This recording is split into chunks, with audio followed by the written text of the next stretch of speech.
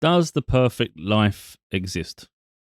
Who knows? You know, it's going to be subjective to an individual, their lifestyle, their interests, so many variables. And yet, some people have the audacity to project their either their own perception of the perfect life or their inadequacies, but they project it onto other people. So they try to minimize other people's lifestyle choices and, you know, any success they have, or even they exaggerate the struggles. I did a video, I think it was the previous one I did from this actually. I was speaking about the fact that there's so many people out there who leave nasty comments to people. And there was one I just saw, and it was about people shouldn't have children if they can't afford them and things like that. And I just thought, you're so delusional. It's so funny to me. Like, I just think it's crazy because, not being funny, our lifestyle changes all the time. You can have one moment when you can afford luxuries. There might be another period when you're going through hardship and struggles. And those are the moments that test your character. But if we was to follow the ideology, the logic that some people project and consider themselves sort of like the Messiah, it would be a laughable existence that you can only invest in certain aspects of life if you can afford it. So most people just wouldn't get on living then, because how many people are truly in a position where they can afford freedom? How many people can afford to raise children? Because the thing is, I don't want to go too far into it like I covered in the previous video, but it's a very selfless act. You know, and again, I don't want to overlap the video. There are people who abuse the system to try to gain resources, okay, or they'll take other people for granted and use it as a money machine. We're not going down that path. Talking about the act of actually being a parent, someone who steps up, is accountable, does all the right things, and their children are a priority in their life. I say a priority because we still have to be a priority to ourselves. Living vicariously for our children is dangerous because then we don't live ourselves. So then we put the weight of any things we didn't achieve or any perception of success we put onto them. Now, that isn't a good place to be at all. So they should be an extension of us and something we truly nurture. I'm going to share an example of how I am with my daughter. And really, it doesn't bother me in the slightest any projection someone places upon that, because they're not the one in a dynamic. Me and my daughter have an absolutely beautiful relationship.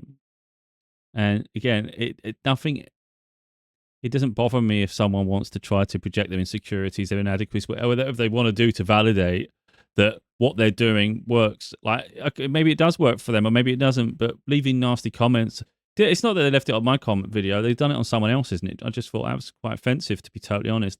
If you've got nothing nice to say, then just shut up, you know? It's in terms of that, I mean, if you've got to go and make your own content, it's different. I think shitting all over someone else's, it just shows the character someone has anyway, you know? It's like I say, if we just wait for the perfect moment in life, it's just, you'll be waiting forever. And like the ebbs and flows of life are interesting. You know, so like, I just say, if I was to follow the rationale of what other people say, it would suggest that I shouldn't have my daughter because I can't afford her continuously. But when we say could afford them, in what way? A lavish lifestyle? The bare basics? What are we talking about? Like, what metric are we trying to stand by here? Sometimes I can afford her nice things. Sometimes it's a struggle. But does she love me less for that? No. Our relationship's beautiful. Does she deserve not to live because my finances are hard sometimes? Because that's the suggestion that people say, isn't it? If you shouldn't have children, you're saying they shouldn't exist. So then that would suggest that my daughter doesn't deserve to exist because of my financial struggles sometimes. It's quite morbid, I think, really, to be totally honest. And if people saw her character, her personality, I mean, the majority of people are quite impressed, or some may even be jealous. But either way, it's her upbringing in terms of resources isn't a reflection of her at all. So when people say you shouldn't have children, it suggests that that child shouldn't be alive then. That's quite dangerous. Because like I said in other videos, you know, for humanity to thrive, we kind of need children to survive as well, So again, so what I want to do here is just to show a little bit of what I've done recently for my daughter, because in essence, she is a huge, significant part of my world. I sacrifice a lot for her because I love her that much. Now, I can't help but think people who take a dim approach to parenting, like it can be someone who maybe has kids and just don't step up and things, I just think they're prioritizing themselves to such an extreme, they lose sight of reality. There's often the notion of unconditional love, and I don't think personally, I don't know if unconditional love genuinely exists.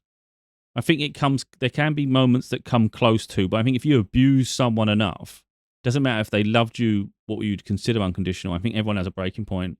And unconditional love means there's never a breaking point, doesn't it? And I just think you can push anyone to the brink. So I don't think unconditional in that sense exists in humanity, but I think it can get close to it. And the closest we're ever going to get to unconditional love is a love between the child and the parent. You can have relationships, and it's a great source of love, but you can't guarantee relationships last forever. It's just that's not a guarantee. So the point is really, unconditional love, or the highest level of love, is going to be priceless, isn't it? Doesn't matter about all the money and the wealth and the gold and the treasure. And yet some people, like I said, will say that without those things you shouldn't have that. It's like, again, you're talking about material stuff. It's just irrelevant. It really is. So I consider that having our children is unconditional love to the closest extent. And I don't ever want my daughter to worry that I won't be there when she needs me. There are going to be moments in life when you just can't. But for the most part, I want reliability is really important to me. Because life throws curveballs. It can make us feel fragile. It can make, because obviously instability it makes you vulnerable, doesn't it? And if you haven't got people you can rely on, it will impact your self-esteem and things. So I always want her to know, no matter what relationship she goes through, whatever friendship she's experiencing, that when she turns to me, I will do my best to step up and be there for her. I've done that the whole way through her life. I'm not going to start recounting everything that happens now, but I'm going to reflect on something that just happened. So earlier in the week, I think it's like Monday or something. So this is the half-term holidays for the kids. She's got her exams. She's in her last year of high school. 16, just turned 16. We're going on holiday soon in a few weeks, about a month or so. We're going on a holiday abroad, her first one abroad on a plane. So it's exciting. With that in mind and the fact she's doing her exams, we never planned anything for half-term holiday. I already had her for Easter. So it was a case of, okay, we're not going to do this because I've already got to travel. Again, I'm not boasting it. This is just a relationship. It's like, what's the point of... I would never do anything to try to boast, because what a waste of my time and energy and resources. So in a few weeks, she's got a prom. And she wants me to take her to the prom. Now, we live far away. About 3.5 hours. I'm in Peterborough, she's in Manchester. If we get the map up, I'll just show the distance. I am here. She's up here. Our hometown is here. So I've moved in the middle since. So she's all the way up here and I am there. And it takes about 3.5 hours to get to Manchester. It can take 3 hours, but realistically, you're going to get detours. You're going to get all sorts of problems. There's so much traffic, so much problems in between. Sometimes it's effortless to go north. I prefer to take this route. It's simple for me, and then go across. Sometimes the traffic's so mental, I have to travel this way, and it becomes constant turns, constant traffic as well. But you just have to take the hits, you know. But she's got a prom coming up, and she wants me to take her to the prom. And now she's saying there's a party after, and she doesn't normally do parties, but she wants to have the experience, and I encourage her to do whatever she feels comfortable doing. So, and plus we got a holiday coming up about a week or so after anyway. So I'm going to, for her sake, because she wants this, I'm going to drive up all the way to Manchester. I'm going to stay in a hotel, and I'm going to take her to the prom. I'm going to pick her up from the prom. Then I'm going to drop her off at the party. Then I'm going to pick her up from the party. Then I'm going to drop her back off at home.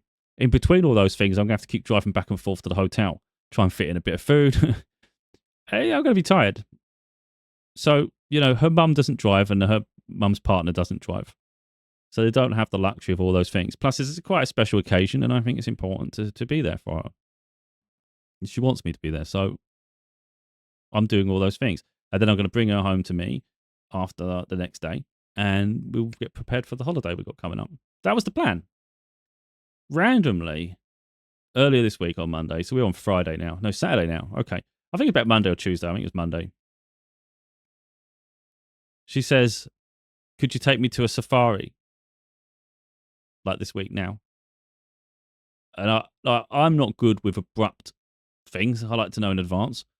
Plus resources and all that pushes you. I've already got this in 4 weeks' time. I'm thinking to myself, well, surely if we want to do it, we can just do it when I come and get you. We can do that on the way home.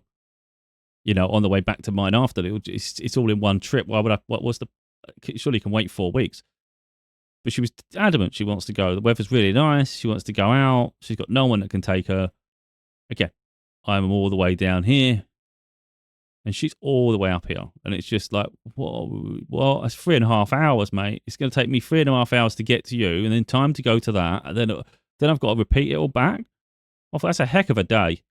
Now, I used to, a few years ago, I had to do all this when I was even when I was down here. So I had to drive from Southend all the way up to Manchester and then back again when we was going through family court back in 2017. 2018, 2019, I think, as well. But there's a lot of travel involved, So nowadays, I really, that's trauma, It's a lot to ask of someone doing all those travel,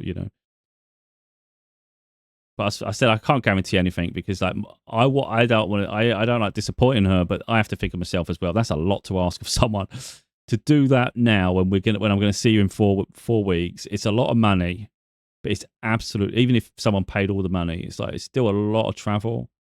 That's a lot for me. 3.5 hours plus about an hour to get to a safari. So that's 4.5 hours, and then I've got to do the whole thing in reverse. It's like, bloody hell. Just for you to go see a safari. Do you know what I mean? Like, for her, it's about an hour each way. For me, it's 9 hours of driving for her to go to a safari. And I said to her, I can't guarantee anything right now. I need to think it through because financially, it doesn't make sense. And it, like, in terms of how exhausted I'm going to be, it doesn't make sense when we could just do it in 4 weeks. She's not spoiled, so I don't want people to get it misconstrued. It's just, it's hard for her to be separated from, like, being apart. And she has been asking to go to a safari for a while, to be honest, but it's just things always come up. We always end up doing something else. And in the end, I said, right, okay, this is what I'm going to do. I'm going to look into it. I haven't guaranteed it yet. What I'll do, I'll drive up. We can go to safari. I'll probably get a hotel for the night because this is just, rather than mess about, this is just too much. It's not that a fortune. Let's just do that way. And then I'll come home the next day. So I said, would you like to stay at the hotel with me if I was to get a hotel? You don't have to. I don't really care. I'm just staying. I'm already going to be. I might be there. And she said, yeah, she wants to stay at the hotel. So we have dinner and stuff, and we can have breakfast the next morning. But anyway, that's what I did for her. I drove up on Thursday. So what was it today? Saturday. So yeah, so I drove up Thursday. I think it's Thursday. Yeah, because I got back yesterday. So I drove all the way up on Thursday. I drove from here all the way up there and then across to Manchester. It took me over 3 hours. Well, a certain part of it was just like chock-a-block. I just couldn't even move. And then from Manchester, we went to...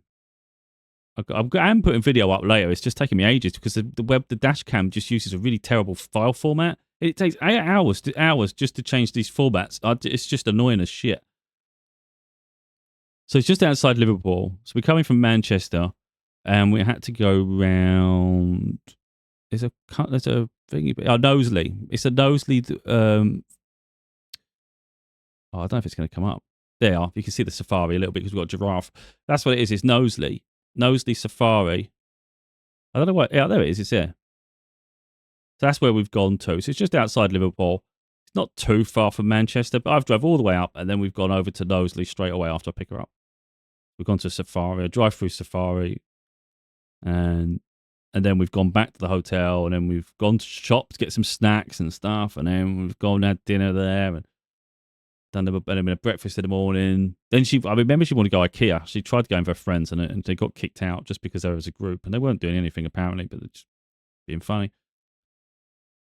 So I took her over there and I got her some bits, and then I've had to drop her off back home, and then yesterday I drove back over 3 hours to get home again. But this time I had to go this way back. This time I had to go past Stoke, back this way, all the way over through the countryside. Like Derbyshire's really nice, but it's just slow going. But there was so much traffic up here; it was all red. All the traffic roads. I was like, oh, for crying out loud! It's always hassle. And I tell you what, my feet were hurting like crazy. I was absolutely exhausted. But I don't regret it.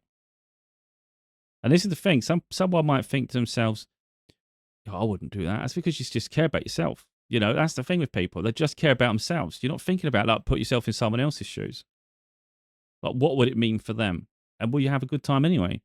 And it's just, someone might not think that's a big deal. If you're getting trains and stuff, it probably ain't. You can just sit and just look out. You can go sleep. You can't sleep a car if you're driving. If it's 3.5 hours, you're focused for 3.5 hours. You can't not focus. The moment you stop focusing, there's a problem. So, and I'm just saying, these are the things I do for her. I've got, that was hard. That was really hard. And I've got to do it again in 4 weeks because I've got to do the prom. It's even going to be even more hard work for me because I've got to keep running back and forward. But it's an event, and these are moments I know she's going to remember. So these are her memories. These are like core memories. And like I say, when I see people say, you shouldn't have kids unless you can afford it, it's just you're mental. Let me I'll tell you what I will do, just quick. So this is my personal website. I thought I'd just put it in perspective. This is who I do it for. Now, in these images, she's not 16, maybe about 13, 12, 13, about 13, 12, 13, and the ones at the bottom there, and the ones at the top, she's probably about 8. Yeah, about that. Anyway, so it's growing up, and now she's 16. We haven't took so many photos lately of together. I think we've just grown out taking photos. I said it to her earlier, and she said, yeah, she's noticed that as well. And she's just a bit disappointed. And I thought, oh, me too. Like, we should have been taking some photos. But we have the experiences. I mean, we know what we're doing. But for me, it's just like when I say about the perfect life, like, it's going to be subjective, of course. But if someone suggests for a moment that almost certain aspects of life shouldn't be experienced without a healthy bank balance, I think it's just delusional. Because the thing is, that isn't the thing that makes me wake up every day. That's not the thing that strives me forward. I don't want to say purpose to life because I think there's so many areas of life that gives us purpose. And we shouldn't put the weight of everything on individuals. But they do add value to your life that really is far more surmountable than money. Like, it's not that I wouldn't want wealth and I wouldn't want a luxury life and I wouldn't want nice things. That's all great. But it's kind of meaningless without all the other positive things in your life, And what I think is quite, I wouldn't say dangerous, but it's just quite deplorable, is to make people feel insecure about their life because they don't have the means to provide what they want. I think that's dangerous. I thought about this quite a lot especially when I do my books. I think, again, this isn't me being gender specific and trying to be, but as a man, I understand fathers and I understand what it's like to feel helpless a lot of the time, like certain aspects, and you just want to give your children everything. So this isn't a case of this doesn't correlate to women because there'll be women who do similar, have a similar experience. But just from my point of view, that's all I'm saying. I've heard of so many fathers that have just took their lives. You hear the stories. They can't cope, or they go for a separation and they think the children are better off without them. I can't give them what they want, what they deserve. It's just, they're better off without. And they genuinely feel that way in a moment. Not realizing that children don't care about, like, some spoiled kids do. And of course, every kid wants something they would like to have. But realistically, I would say a healthy child. I say healthy because, again, we've got spoiled ones that are just a bit out of touch of reality to a degree. But even them, if there was a bit of therapy done, they'd recognize it. What children want is they want to feel safe and they want to feel loved. And that's nothing to do with money. Because, a lot of the time, they're not going to understand the concept of money anyway. As long as they've got a roof over their head and they feel safe within the confines of that home. Doesn't matter. It doesn't have to be a palace. Doesn't have to be any of those things, does it? It just got to feel a place where they feel familiar and it feels safe to them. They haven't got their parents fighting each other physically or verbally, so he's not shouting in every room. You know, I hate all that. You don't need to shout to relay anything. Be mature. You know, I think that's really important. And I think children knowing they're loved, I think it's just priceless. So money doesn't come into any of those things. You know, you might sit there and think, oh, yeah, but you can't afford this. You can't. Who cares? Kids, you know, think about a price of a meal, like a basic meal. It doesn't cost that much money. A kid has a bowl of pasta. Maybe you put some veg with that pasta and maybe you chop up some sausages or something. You know, just a very basic meal. A kid doesn't know that's basic. You know, maybe you got some fish fingers or you got some chicken nuggets. And to them, this is like, I love this food. Now, some people have luxuries. They get takeaways. Maybe they get more takeaways than they should. But again, it just becomes a lifestyle that they're used to. But I wouldn't suggest that a child who doesn't have the luxuries others have would feel like they're deeply missing something because it's just the environment you built up in. You know, there's some people just genuinely live off the grid and there's no mention of money. And the kids just adapt because kids are adaptable. So I don't like it when people don't feel that they can't provide enough for their children. When in reality, if they have love in their heart and they can share that love and they can be a safe space for their children, they don't even realize they have everything that child needs. You know? And like I say, for my daughter, I'm always accountable. I'm always there when she needs me. You know, even just today, like I've done all that driving. I'm exhausted. I was exhausted when I got home. I woke up and my feet are sore. I had a grocery delivery and I had a bit of furniture from IKEA that I was putting together. And I just done those things and I just checked my phone and I'd missed her call by 20 minutes. I didn't even know she called. And she got no patience. So she put, oh my God, even if I just missed by like a minute, oh my God. Sometimes she does it as a joke, but I think there's a bit of seriousness to it as well. And then I called her straight back and then we chatted for about an hour or so. But the point is, like, she calls me and I talk to her as soon as I can. As soon as I'm available, I'll be there. You know, and it doesn't matter what I plan. There was a video I was going to edit. Like, there's this one I was doing now. I've just done, but I did it after we spoke. I could do it while we're talking and stuff, but I just did it after. You know, it's like she is a priority to me, and it's like the whole point of this is to explain, which hopefully it's come across there. Is that some things in life are just more important than other things, and I just don't think some people get it. And there's too many people who are just cruel. That's the reality, isn't it? There's some people that are just genuinely cruel. Like, I don't care that I struggle for financially a lot of the time. It's a personal choice. I don't conform well to society's expectations and the standards expected of us. And guess what?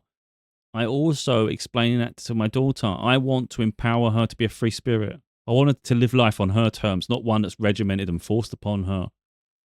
So when she comes across a hardship or a projection others place on her, I empower her to still be her. We are in the restaurant at the hotel. See, what it is, I don't always step up in terms of being confrontational on her behalf because I can, but I empower her.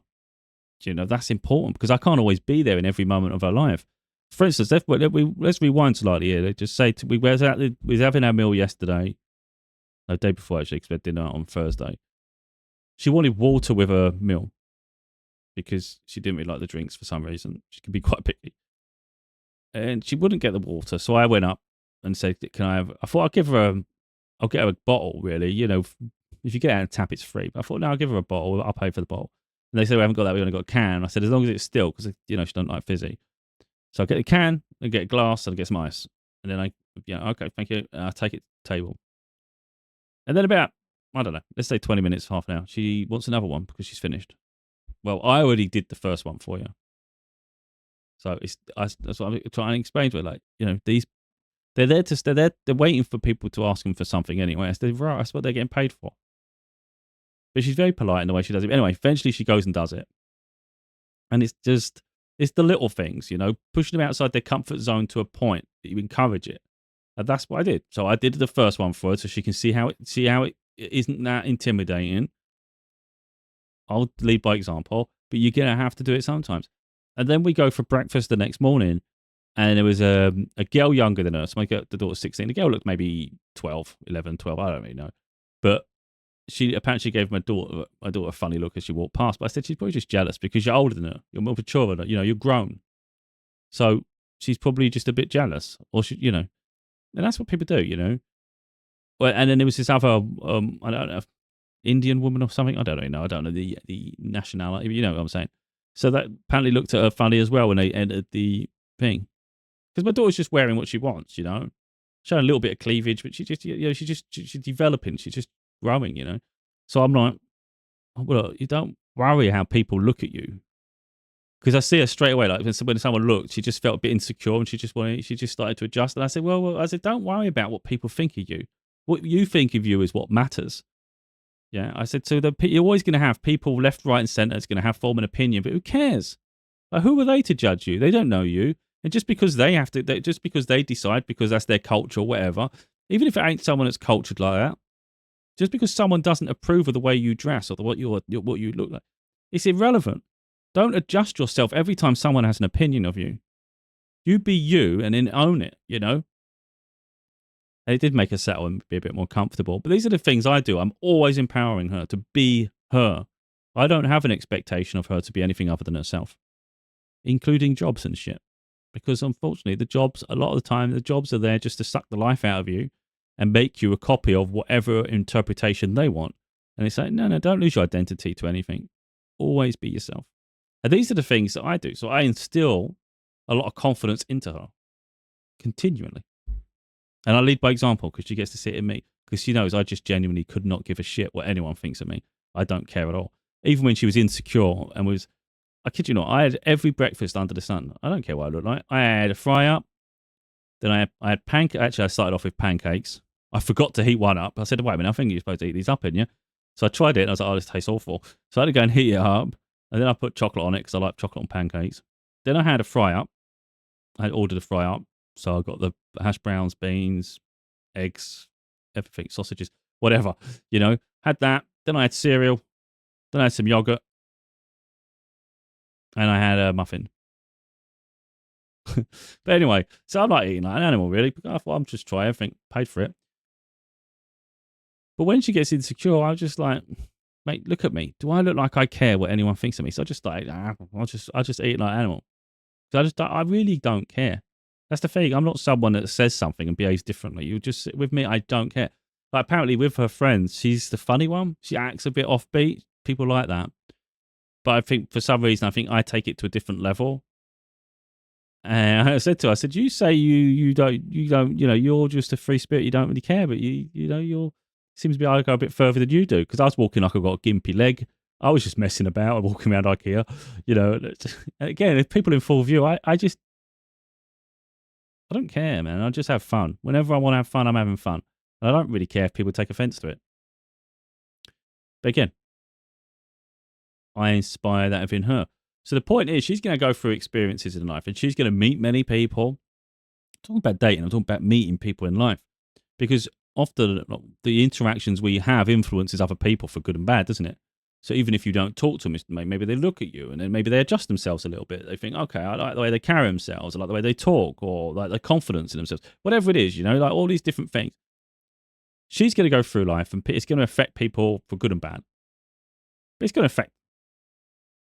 Again, if we go full circle to the point of someone saying perhaps they shouldn't exist because you don't have finances or resources to be consistent all the time. Think of all the people that they were supposed to meet that they wouldn't get to meet. So don't let anyone tell you that being a parent is your role as a parent is invalid because you don't have positive, like healthy finances. Gives a shit. Who cares? Man, I go up and down like a yo-yo. I go 1 minute I'm struggling like shit, and I could last 6 months to a year. Then there might be another period where I'm doing okay. If it ebbs and flows, mate, I don't care. When I do well, guess what? She benefits. When I struggle, we struggle together. A team. You know, I got an inheritance recently. I spoke about it. I'm not always going to talk about it. It's nearly gone. It's life. I look and I go, I don't even regret anything I've done, to be honest. I've treated myself to things. Guess what? Treated her to some things. We've had some experiences together as well. And I look and I think there's not much more I could have done with it. Like, okay, maybe I could have not bought that, not bought that. It wouldn't have saved that much. Genuinely wouldn't have saved much. The bulk of it has gone on her Christmas presents because I bought it in advance. Got things that are going to be out of stock. So get them now. We've got a holiday coming up now that's paid for. I gave her about £2,000 to spend on whatever she wants. And I still bought her some bits on top of that. She's not a spoilt child. She's gone long periods without while others have had.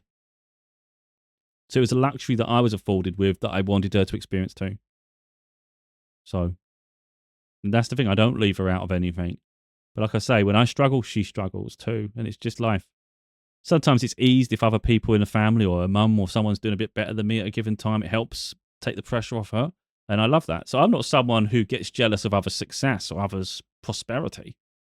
It doesn't affect me in the slightest. I'm always just focused on my lane, just hoping that things improve, just keep trying to do things the right way and just live in alignment with what I want, with my values. But I'm still here, and at no point do I feel like I'm not good enough for my daughter. I feel she deserves the world. Unfortunately, I can't always give her that, but I do the best I can with what I have without sort of selling out. I won't diminish my own morals. I won't make myself totally miserable. I see it all the time with someone who maybe they work themselves to death for their family. It's like your family don't need you to do that, though. Your family can go without to a degree because it's important you have your own sanity too, your identity. So I know some people would say, like looking at me, they'd say, "Suck it up and just do this and just do that." And it's like you don't need to tell me how to live and be happy. I've got it covered. I'm okay with struggling in periods. It's fine. I'm a creative individual. I have to be inspired. I have to be a free spirit. If you cage me, I get frustrated. If I'm frustrated and I'm not happy, it's going to be hard for me then to support my daughter in a positive way where I nurture her and give her the guidance because I'm frustrated in my own life. So I'm not going to be, I'm not going to be very inspirational. And I think giving our children those tools to be themselves, I think it's far more beneficial than me just keep pumping money into her. Guess what? I don't want to talk bad about her friends, but she's got some friends who have a wealthier lifestyle. They've got affluent parents because that's what happens when you go to school. She's in Manchester. There's going to be people that are very affluent there, and there's going to be people who are poor. That's life, isn't it? But some of the ones that have affluent parents, a lot of time there's a big disconnect between the parents and the children. Because the parents just think I can just throw money at the problem. They don't actually interact, spend time with them, or even give them encouragement or nurture them. Instead, they put unnecessary pressure on them all the time to perform without that personal touch. So I don't understand how that's a better parent than someone who actually is hands-on and actually is there for their children all the time. So this was more about, I think, just show the value of life, So what's the perfect life? Don't know. But I'd say I've been building towards it. Thing is, money can come at any point, can't it? You don't have to be a dickhead to get it. You don't have to be a dickhead to keep it. That's the reality, isn't it? I mean, some people, like I say, they're so out of touch with reality, they just think money defines them. So you could treat people horribly, be selfish, it will be self-centered, everything's about you, everything's from one moment to the next is the indulgences. So it's like you've got no validation in life, so it's always having to try and find something just to give some sort of like meaning to a given moment. Otherwise you feel empty and invalid, and it's just, what's the point of all that? Simplify life. You don't need half that shit. But without those purchases, maybe people don't feel confident anymore. Something to work on. But like I say, with my situation, it's the love is there. And our love is unconditional because I've nurtured it. So it's unconditional because I would never betray her trust. I would never treat her poorly. So she has no reason to then sort of abandon me to a degree, because children, I don't think children inherently abandon their parents. It's the parents do something that make their children abandon them. Not all cases. I think people are unique. People can be unique individuals. But I'm just saying, in terms of us, yeah. We are unconditional. We've already had people try to break us up, cause spanner in the works, all sorts of shit. It's never worked. And it never will work. Yeah. Don't want to go too far with it all, to be totally honest, but I would say there are blessings in disguises that sometimes in life we don't see. I think about the separation from my mother. It was chaotic as hell. But I was even driving home the other day. It's been 10 years since we separated. And I was thinking to myself as I was driving home alone, 3.5 hour trip, half, my daughter dropped my daughter off and she's readjusting without me again as she focused on exams and stuff. But anyway, so I'm driving all the way home on my own. And I was just thinking to myself, yeah, it's worked out better this way. Even though she's not with me all the time, it's worked out better because when we lived together as a group, it was so hard for me and my daughter to have any one-on-one time. Everybody always needed me. A stepsister, her half-sister, which would be my stepdaughter at the time, or her mum.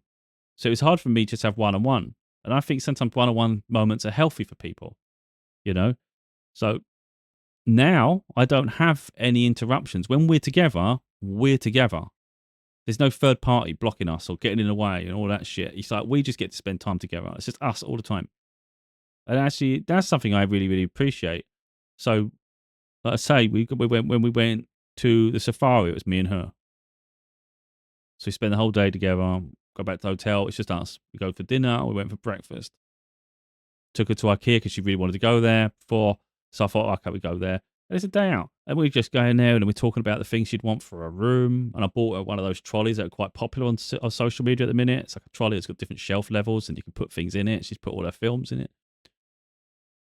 And again, these aren't really expensive things. And I let her get a teddy. I said, pick whatever one you want. I don't mind. I'll just get it.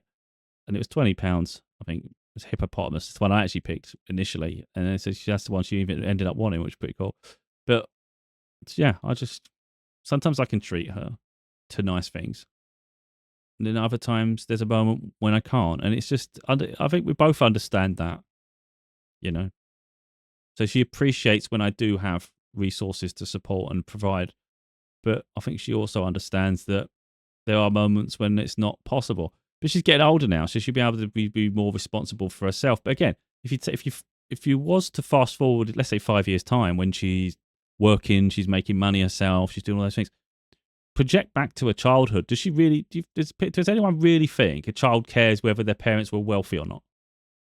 Like, okay, I'm not saying it wouldn't be a nice experience. Okay, you could have nice things. Maybe you've got a swimming pool. That'd be cool, wouldn't it? These are cool things.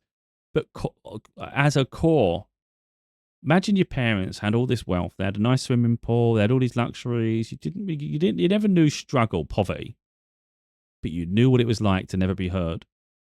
Always be told, you should be doing this. We expect you to mount to that. It's like maybe they shout at you all the time, or even probably worse than being shouted at was just completely ignored. But either way, it's all these traumatic moments. But you had nice things. I just can't see that being a better childhood than a child that's actually seen and appreciated. So again, I don't want to keep going on about this, but it bothers me a lot when people project nonsense onto other people's lives. Because I would say the love I have between me and my daughter in areas of life, apart from money, it makes me incredibly wealthy. It's priceless. And it's like, I wouldn't sell that for anything in the world. Like, I don't care about money. I've already said that before. The holiday we've got coming up now, if a career opportunity came and I was offered an enormous amount of money, like millions, let's say someone said, right, millions, we want to do a deal with you. We see what you're doing. We think you can have a huge impact in the world. And we're prepared to give a contract for this. And we need you to attend this. And it's the same time we're on holiday. It's not, I'm not going to just swear and be rude unless someone's rude to me. But it'll just be a sincere no, but thank you. If it's something you're open to at a different day and time, then it's something I can consider. If it's now or never when we're on holiday or when we're due to go on holiday, no. Because I don't mess, when it comes to my daughter, I don't mess about. We've got a holiday planned. She's excited about the holiday. I don't care if instead of that holiday, I could have a mansion and I could have all these different experiences and all these different things. I don't care. We're having the holiday. That's already set, and we're looking forward to it. But that's what I'm like. So some people consider it unstable. I don't really care because it's simple. Life's simpler this way. These are the experiences I want in my life. She's only going to get older, and I'm only going to get older. You don't know how long anyone has on this planet, and I make it count. So someone could offer me a load of money, and I might not be here in a year. My daughter might not be here. I don't know. Any health reasons, anything can happen, can't it? We don't know. But it goes even beyond all that. I just don't care enough about that side of life. I would love to have luxury. I've just said that. But more than anything, I'd rather have memories with my daughter. Because this is what's priceless. But anyway, yeah, I mean, there's other things I had planned for this, but I'm hoping the message has come across well enough. I mean, look, this is the video I did. So I've just put Manchester to Peterborough, so my daughter's in Manchester. I'm in Peterborough. This is a 3.5 hour trip that's whittled down to an hour because I've had to cut sections of this dash cam out. But I'll just play it and we'll just go through sections. Look, I mean, I've had to mute it because I put music over it. And I haven't published this one yet because I want to publish the one going there first because it's going to be out of sync, isn't it? Doesn't make sense. But yeah, I mean, look, this is, like I said, this is an hour's trip, 3.5 hour trip down to an hour video. And this is me driving all the way back on my lonesome. And this is the shit I do for her. And I was busting for a toilet. I just didn't want to have to stop anywhere, so I just kept driving. So yeah, 3.5 hours. Every sort of conceivable road you could think of. Main motorway. I'm going down a country lane. I had to overtake someone on the country lane in the end because they were driving so bloody slow. I always do everything in a manageable, safe way. Look, sometimes traffic. You just get in there, man, and you're just looking and time don't seem to be moving. And you're just having to get on with it. So that's where I'd have had to overtake someone. Oh, no, they turned off, I think. Yeah, I think they just went on and I took a different turn.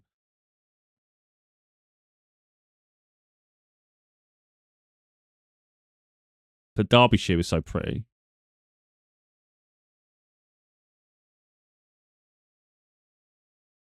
But yeah, it looks simple when you speed it up, and especially when you just skip around. But kid you not, that was a really exhausting trip, to be totally honest. But I was remembering these trips I used to do ages ago when we was going through family court and just after, and the amount of times I was travelling through these places in the rain, it was just unbearable. So in the summer, not so bad. Not so bad. So it's actually picturesque, it's quite nice looking at the countryside and stuff. But this is just one of the trips, of course. I've got the other trip that does it, but a different route, get in there. And then I've had to pick her up and take her towards Liverpool for the safari thing. And all this just for her to see us go to a safari that was an hour away. I'm not trying to be heroic or anything. I'm just saying this is the relationship we have. This is what I do for her. If she needs me, I try my best. I can't always say yes to everything. I mean, I might not be available to, in that such sort of constrained time. And I might not even have the resources at all. It pushed me the resources because the money's going now and I'm really struggling. Like in terms of I know it's how far it has to stretch. But I knew this was a memory for her that, I came to her rescue. And it's just, I'll do that for you. And it's nice. But anyway, hopefully, like I say, hopefully it's just inspiring to people, really. Because, like I say, just because I can do that today doesn't mean I can all the time, because it's impossible if you don't have the resources to travel like that, isn't it? But it's stepping up when you can. So just because something's hard doesn't mean you can't. So if your resources are too tight, then of course you're going to have to sometimes give a hard no. Like, there's nothing I can do about it. But if your resources are fine. So I find that with a lot of people. A lot of people talk shit. That's the thing I do notice. There's a lot of people who say, oh, yeah, I would do that. I would do that. I would do that. And then when they're in the situation, they won't do it at all. There's no chance of them traveling that far. Because everything you do has to be done in return, doesn't it? So if it takes me 3.5 hours to get there, it's going to take me 3.5 hours to get home. That's 7 hour round trip. Most people wouldn't do 7.5 hours for many things. And I don't want to say sometimes unfortunately, some people don't value their children as much as they value other things. So there's no chance they do it for their kids. But maybe they. It's crazy, isn't it? Like, let's say there's a really good deal on technology. There's something you want, a gadget, I don't know, or something for the home, whatever. Some people will travel up and down the country to pick something up because they see the value in it. But the idea you do the same for your children, it's not something I don't think many people do for their children. I'm not saying no one does, because obviously I do, and there will be other parents that do. But I don't think it's as common. I don't think it's very common at all. I think most people just make excuses. It's too much. It's too exhausting. It's too much. That's ridiculous. It's not realistic. So I'm not saying I didn't moan. Oh, I was moaning because I don't like things thrown at me. And we only had that week because it's half term. Then she's got exams again. So it was either we do it now or we have to wait until 4 weeks. The thing that pushed me over the edge was I can't guarantee the weather next time. And I want her to have a nice experience. So that's what pushed me over the edge in the end. That doesn't mean without that I wouldn't have said yes. I was still thinking about it one way or another because it wasn't practical. But I knew she wanted to do it. And I just knew the weather was really nice as well. So it's almost like the timing was perfect. So I thought, I'm just going to do it. I'm just going to have to suck it up and just get going and just get on with it and just hopefully survive through. But in the end, it was nice. But I think Manchester's a bit nuts, to be totally honest. The roads are crazy. Like, you take one left and then all of a sudden you've got to take an immediate right and all this shit. And you're like, bloody hell. You got half time, you don't know what lane you're supposed to be in. You know roughly, but you don't know the exact one. So you just got to be ready to quickly maneuver. Be adaptable. But I just get on with it, you know. Anyway, I don't want to sort of keep rambling or anything. I'm just hoping it gives people a bit of hope and a bit of empowerment to say, if you're raising children and you genuinely are doing the best you can, like, we can all do a bit better at times, you know. None of us are perfect. None of us are perfect. But we do the best we can at a given moment. Then give yourself a break. There's going to be people who have more money. There's going to be families who are not separated. And you might look and think, that's what my child deserves. You know, for the average child, I don't think that even exists. You know, I think there's so many lessons in life. And I think seeing, like, if children's witness their parents together and they're not happy, I think that's more damaging to the child long term to settle for something that you know is not for them. I think it's more healthy for a child to see their parents happy and investing in thriving, you know, rather than just stuck. Of course, though, it'd be really healthy, wouldn't it, if parents can get along together and all that? And it'd be really nice. But life's all about lessons. And I think people that have that, they probably have other things going wrong, because there's curveballs for all of us, you know. Nothing's ever just settled. Anyway, I'm just going to leave it there, really. I don't want to keep going. I've got these videos to do. I don't know if it's even worth it. I don't know if anyone's even interested in watching them. But I think people might be curious about some of the roads, some of the, you know, journeys and stuff. There might be someone that's just curious about that destination and how to get there and different things like that. So, and they might, you know, if someone's got to do a similar trip, for instance, they might think, I wonder how stressful that is. Yeah, all these trips are freaking stressful in stages. I just take it one moment at a time. I don't get overwhelmed. I don't think, oh, Christ, I've got to get through all this. I look at the time all the time and I think, oh, Christ, I've still got all this to do. In the end, ultimately, all you can do is manage what's in front of you every time. So that's all I'm ever doing, is what's the next stop? Where's the next turn? How far is here? Let's just keep doing it. For instance, it might say, take this road. It might say a specific road to take and all this stuff. But usually there's a number. So you just look for that number. So if it says like a road number, and then there's exit 15, all you've really got to do is keep looking for there's a black box on most of these signs. Usually there's a black box and there's a number, especially on the motorways. There's a number on next to it. So if it says, I don't know what roads, let's just say M60, but it says square 4, then you don't really need to know much more beyond the 4. You just start counting it down. If you come up to a road, if you're driving down and it says 29, for instance, you go, bloody hell. But you know it's still got to hit 1, 2, 3, and then 4. So you're just looking at that, really. And then adjust I don't want to talk about car driving too much, but then you just adjust your driving position. For instance, if I know I'm reaching exit 3, I'll just move into the inside lane, ready for exit 4. I see so many people leave it to the last minute and the last second, and they just have to shoot. I think just plan. It doesn't take that much longer to sit in the inside lane for the next exit. Just relax. So I drive fast enough around, but when I'm about to take a turn, I just prepare in advance and relax. So yeah, I just take each moment at a time. So I have to drive through Stoke, and then I have to drive through different places. It's just crazy when I'm driving through. I think, bloody hell, how far am I from home? Life. Like I say, I've done it so many times over the years. But it's been a few years now since I've done this trip. I normally have to drive to Southend. We usually meet there. Yeah.